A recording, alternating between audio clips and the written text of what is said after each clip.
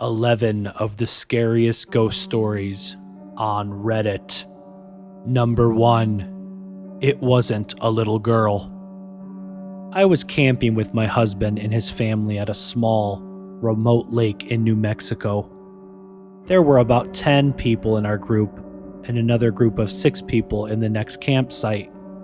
It was nighttime and both groups were doing typical activities, making s'mores, having a few drinks and telling stories, when we all heard what sounded like a little girl yelling out for help.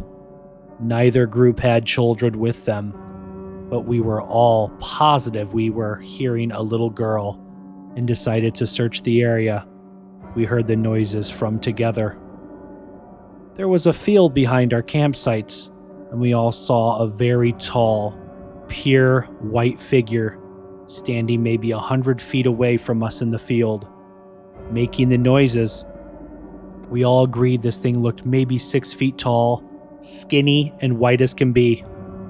We made our way closer to investigate, but whatever it was that we saw started backing off as we got closer, and it disappeared into the trees. All night we continued to hear a little girl calling for help as we tried to sleep. Number 2. The Walking Dead. I'm a psychiatric nurse, and early in my career, I worked at a residential mental health facility.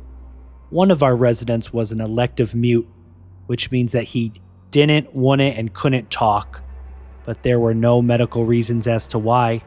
He had spoken earlier in his life, and in fact seemed quite normal back then, with the exception of being close to 7 feet tall.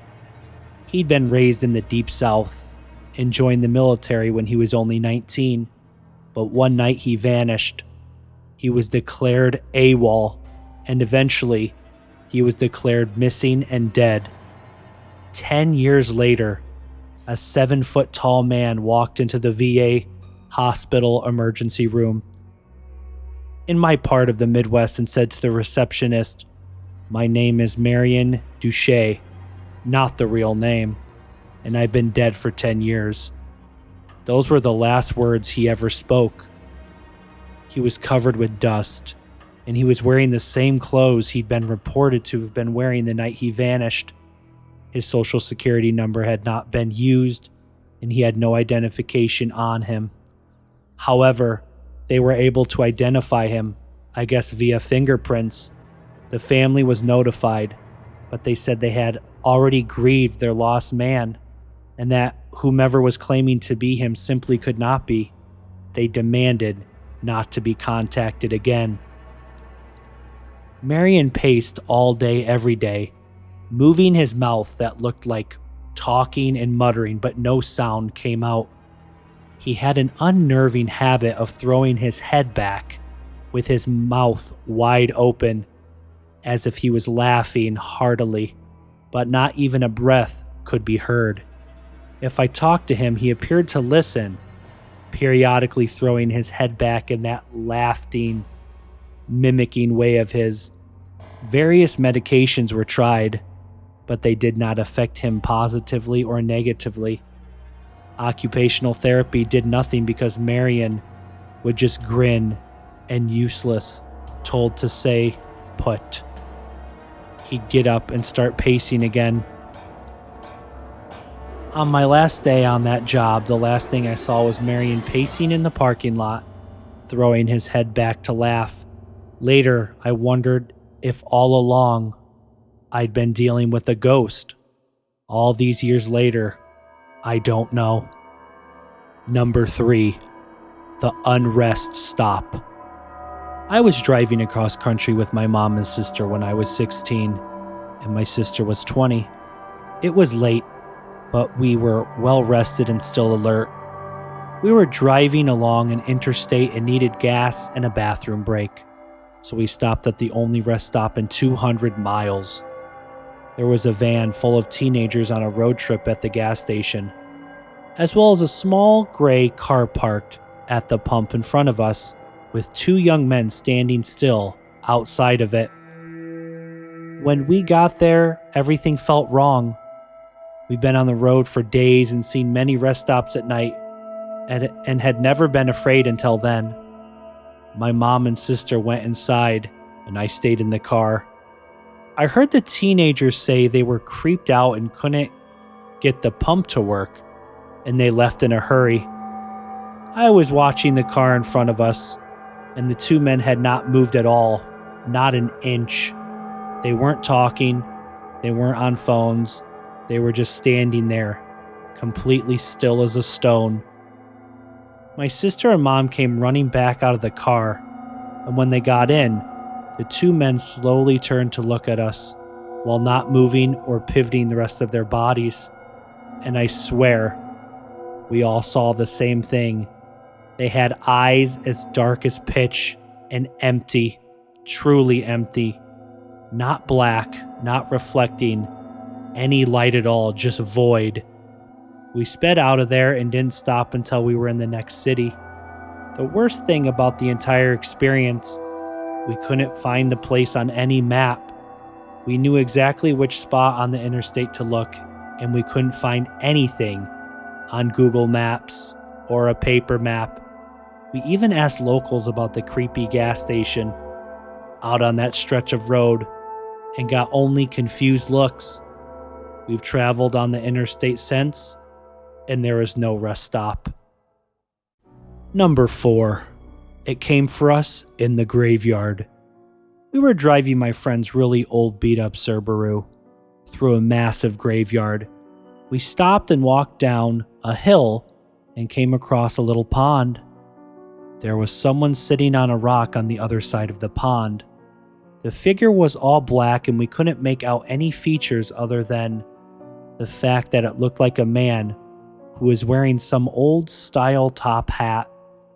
We stupidly waved and shouted hi. He didn't show any acknowledgement and continued sitting on the still rock. All of a sudden, he jumped to his feet, started running towards us on the water, and then he vanished in thin air. My friends and I screamed and ran back to the car. The car wouldn't start, and we heard something banging on the back door of the car. It wasn't a constant bang, but every few seconds or so we'd hear it. Nobody was outside from what we could see in the dark, but something was making a noise on the car. I opened my phone and started dialing my mom to give us a boost, but I had no service. None of us had any cell service. The next 30 minutes we spent trying to get the car started.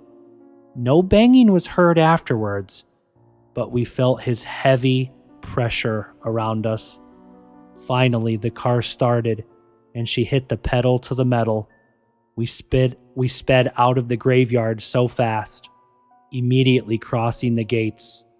All of our phones regained self-service. One thing I know for certain is that someone or something was out there, and it was not an animal or a human. Number 5. It was good to see an old friend. When I was 37, I went to my high school reunion. I flew into the nearest airport and rented a car.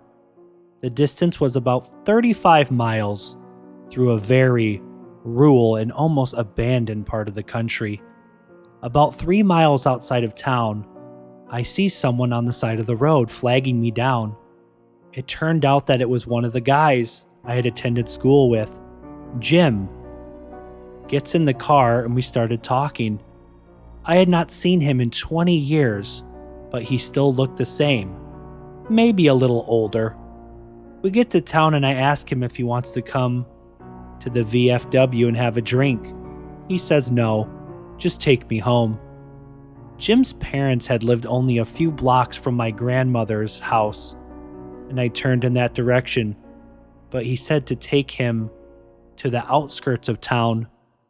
There was a mobile home park out there, and I figured that's where he lived now. When we reached the end of the turn off, he said, "Just drop me here. It was good to see you again," and he walks off into the night. I go to the VFW and meet some of my old classmates. We started talking. As we were talking about who's coming to the reunion, I mentioned that I had just picked up Jim about 3 miles outside of town and dropped him off. Everyone gets quiet. Even the guy singing karaoke stops and lays down the mic. My cousin goes white as a new t-shirt. Barb, Jim died on the curve 8 years ago, rolled his car. We were all at his funeral. I was told. I started to feel really dizzy, and I went out to my car to take some deep breaths. There on the seat is the local newspaper, printed 8 years previous, containing Jim's obituary. I still have the paper. Number 6. Hell hath no fury like a woman scorned.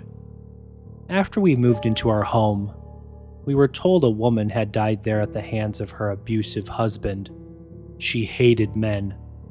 My dad would wake up with scratches all over himself, and whenever my brother was mean to my sister or I, he would have scratches on him as well.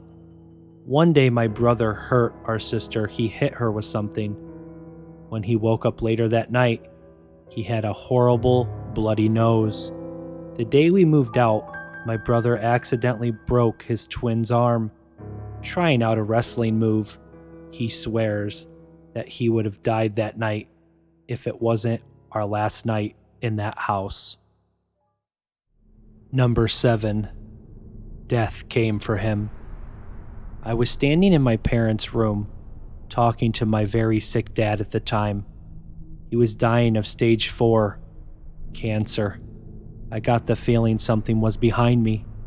I looked towards the doorway to the living room, and something about 5 feet tall and fully black is peeking around the corner, with its hands on the doorframe. I ran towards it, and it slipped back around the door. When I got outside the doorway, there was nothing. My dad was completely confused when I stepped back inside the room. When I tell him, people who stayed at the house of my dad's final days claim to have seen it. My mom saw the figure on multiple occasions, in multiple places until he passed away. We haven't seen it since. Number 8. My mother attracted evil. After my parents' divorce when I was a teenager, I lived with my mother. I experienced lots of paranormal happenings. Several times when I was reading in my bed, the room would start to feel icy. Next, it would feel as something or somebody that hated me was staring at me. When I got that feeling, I would leave the room and come back an hour later. Sometimes during the day, I would see a shadow figure sneaking along my bedroom walls. Something in that flat was pretending to be my dog. I went into my room and heard a deep growl from under the bed. My dog wasn't capable of making a noise that deep. It sounded like either a really big dog or a man doing its best to impersonate a dog. Other times, my dog would whimper and pace in the room next to mine, but wouldn't come in when called, as if he was afraid of something in the hallway. When I moved in with my father, the paranormal activity completely stopped. Number 9. Evicted by a ghost. Shortly after college, I got married. We immediately moved into a basement apartment because that's all that we could afford at the time. This place had a poltergeist, and my wife was terrified. Whatever resided there with us made it clear it wanted to live alone. Dishes, glasses, and other items would fly off the shelf. My wife was hit several times. There was also an ominous feeling like we were being watched. At night when we walked through the apartment in the dark, there would be an insanely bright, flashing light that would illuminate the entire room. One night while we were going to bed, as soon as my wife and I walked into the bedroom, we heard a voice from nowhere say, "Move." My wife looked at me. I looked at her. I said loudly, "You've got it, bud." We moved out 2 days later and stayed with family. The old lady who owned the place died a few months later, and the house was torn down. It is still an empty lot to this day, nothing but grass and a lonely tree. I still drive by it here and there, thinking of what happened. Number 10. The Death March. My dad used to work as a corrections officer at a rural prison. He drove the perimeter of the property for his entire shift, where he would check empty buildings for runaway inmates. It was generally a boring job. One night my dad was parked on a hill, reading a magazine, when he started to feel a thumping in his body. He described it as a feeling you get when speakers are playing a song with really heavy bass. He put the magazine down and checked his rearview mirror, where he saw someone outside the truck. He grabbed his pistol and jumped out of the truck with his weapon drawn. Outside the truck, he realized it was a procession of Native Americans walking through the truck, only to disappear at the exact spot he was sitting. He said it was clear they were ghosts because many of them appeared injured. This went on for a few seconds, and then the whole procession disappeared. He called the other perimeter guy on his walkie to try to explain, and the other guy almost immediately stopped communicating. Turns out the other guy had seen this happen before, but didn't believe in ghosts, so he didn't want to talk about it. Number 11. The Demon's Room. I worked as a forensic nurse in a hospital's lockup unit. We had one older lady who swore she was being haunted and abused by a demon she would call Tiberius. So many crazy things happened while she was on the unit. We'd go into the room, do normal care, leave, and seconds later she'd start screaming bloody murder. We'd run into the room to find her looking like she'd been in a fight with a boxing champ. Bloody lip, black eye, markings all over her body. No one ever saw her doing this stuff to herself.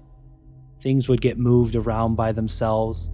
At one point she was in protective restraints because the doctor thought she was harming herself. There was no way she could be moved or done anything to herself while in these restraints. But new marks would always appear on her. Tray, cart would be moved across the room. The room was secure, so there was no way someone else was doing this. When we asked her questions, she'd just say it was Tiberius. After she was discharged, we always had trouble in that one room. If there was going to be a rapid response or code, it happened in that one room. One night, a guard reported lights blinking on and off. Of course, it was that room.